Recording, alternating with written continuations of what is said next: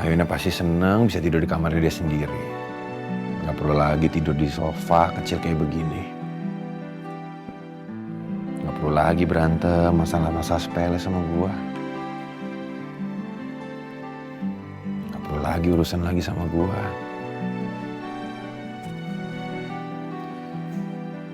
Harusnya dia happy sekarang. Bahagialah harusnya. Dan gua akhirnya bisa terbebas dari perempuan teledor bernama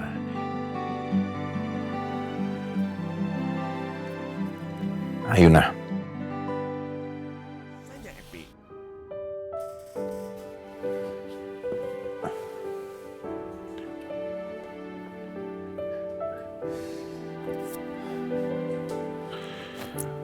Oke. Pakai jas yang mana ya? Biasanya Ayuna yang pilihin nih. Ayuna! Ayuna! Iya.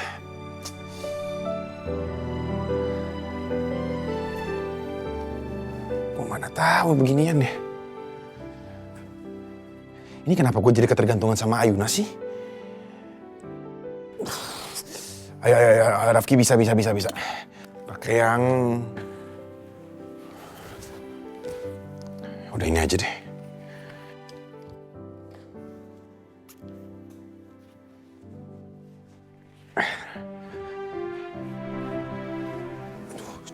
Bagus nggak ya? Udah.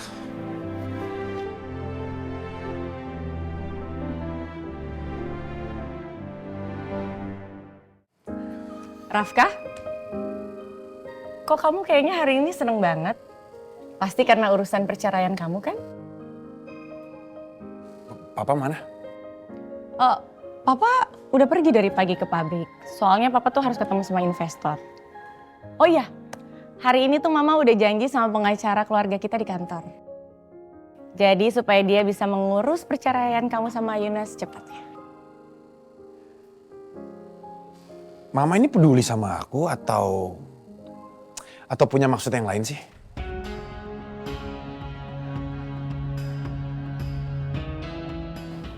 Maksud kamu apa sih? Enggak, kayaknya yang paling seneng kalau aku sama Ayuna bercerai itu kayaknya Mama. Rafka, orang tua mana sih yang gak khawatir kalau anaknya itu selalu aja dalam bahaya dan bahkan sampai celaka cuman gara-gara satu perempuan? Ya udah kalau memang begitu, asal Mama nggak punya agenda lain aja. Selamat pagi, permisi. Saya ingin mengembalikan kunci mobil Pak Rafka. Oh iya, makasih ya Arta. Sama-sama Pak. Pak Rafka, polisi mau minta keterangan lanjutan terkait hilangnya Pak Rafka dan Ibu Ayuna kemarin. Jadi jam 9 pagi ini Pak Rafka ditunggu ya di kantor polisi bersama Ibu Ayuna. Ayuna? Rafka, kamu nggak usah kantor polisi, ya. Mama nggak mau nanti Ayuna malah bikin kacau lagi. Bisa aja kan kalau misalkan Ayuna itu nanti mohon-mohon balikan lagi sama kamu kayak kemarin. Rafka, kamu dengerin Mama dong. Iya, Ma, aku dengerin. Aku juga mesti pelajarin strategi untuk launching produk terbaru dari perusahaan kita. Jadi Mama tenang aja. Ya udah Arta, kamu reschedule jadwal ke kantor polisi itu. Kamu pastikan itu nggak bareng sama Ayuna. Baik Bu, saya permisi ya Bu, Pak.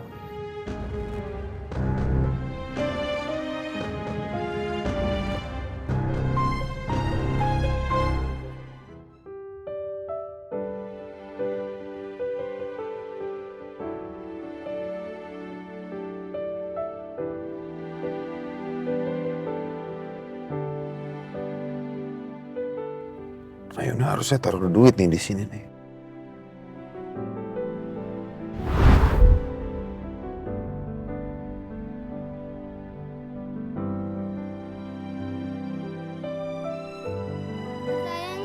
Sini.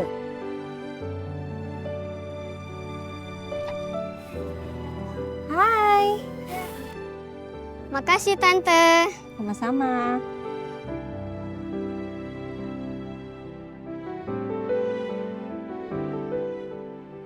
Ternyata si kepala batu ini masih punya hati juga.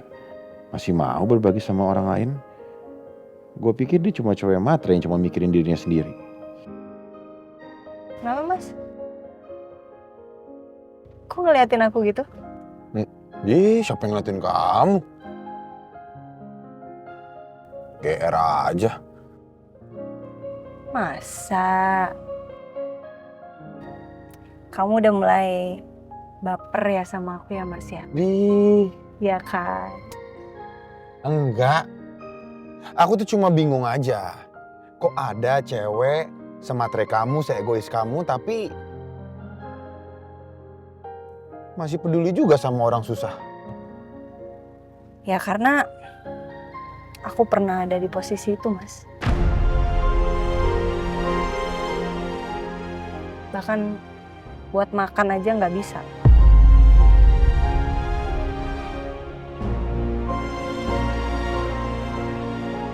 Maksud kamu?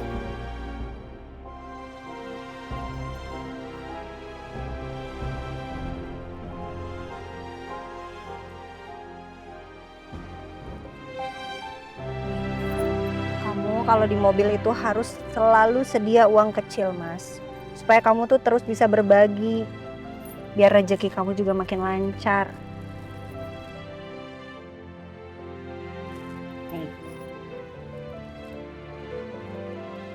Ini tumben banget omongan kamu tuh ada benernya. Lupa minum obat? Atau kamu tadi habis lihat kata-kata bijak ya di medsos ya? Mari berbagi. Tidak sulit untuk berbagi. Ya? Udah? Udah nyebelin ya? Jangan lupa untuk berbagi. Udah kan? Enggak tahu, terserah Mas. Kamu nyebelin.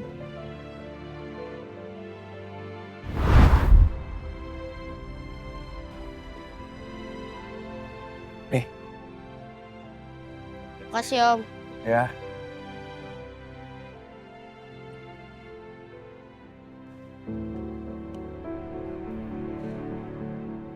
Ayuna harusnya di kantor polisi nih sekarang. Kok dia nggak hubungin gue ya? Biasanya dia ngehubungin. Kok mikirin Ayuna? Udah, nggak usah mikirin Ayuna.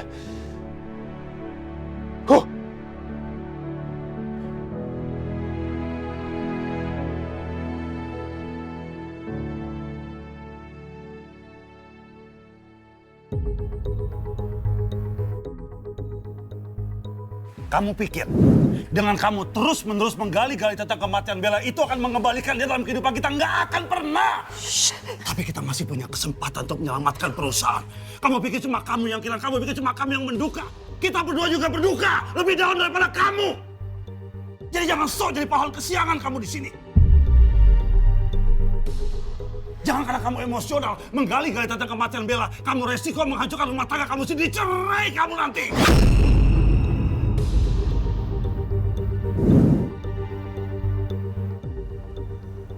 Ayuna gimana ya? Apa dia baik-baik aja?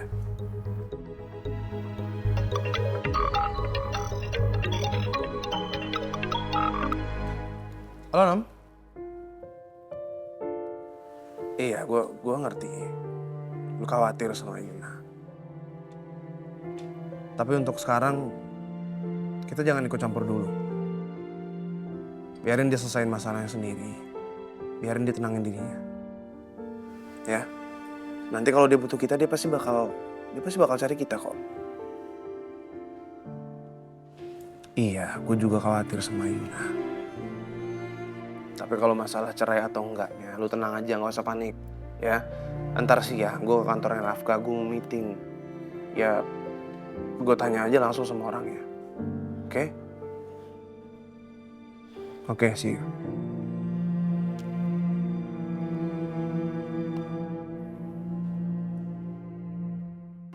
Selamat siang, Bu Nila. Siang. Tujuan saya ingin bertemu dengan Bapak karena saya ingin minta bantu menguruskan perceraian anak saya.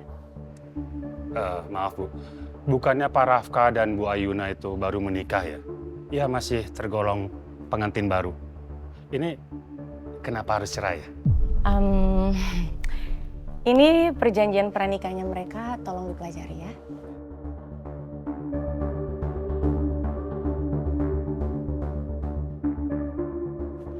Saya yakin Rafka sudah salah memilih istri.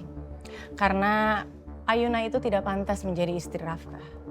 Karena semenjak ada Ayuna di perusahaan ini semakin merosot. Jadi saya minta tolong sekali, perceraian ini harus diurus secepatnya. Oh gitu. Dan satu lagi, jangan sampai Ayuna mendapatkan apapun dari perceraian ini. Jangan sampai dia menuntut.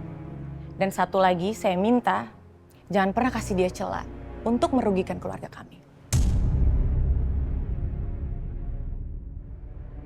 Baik Bu, saya akan usahakan serapih mungkin.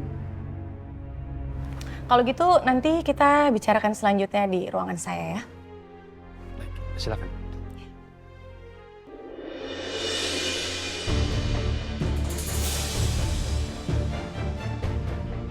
Kamu jangan kasar dong sama Yuna. Dia cuma mau menyelesaikan masalah dengan suaminya. Kamu diem ya? Kamu itu hanya orang luar, nggak usah ikut campur. Saya tahu saya orang luar.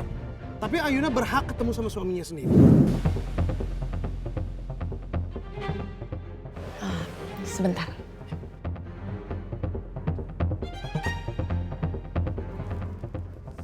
Semoga dengan kejadian kemarin tidak akan mengganggu kerjasama kamu sama Rafka. Oh tidak akan. Karena saya profesional. Jangan khawatir. Oke. Pak Tristan, mari Pak, saya antar ke ruang meeting. Ayo. Tunggu sini.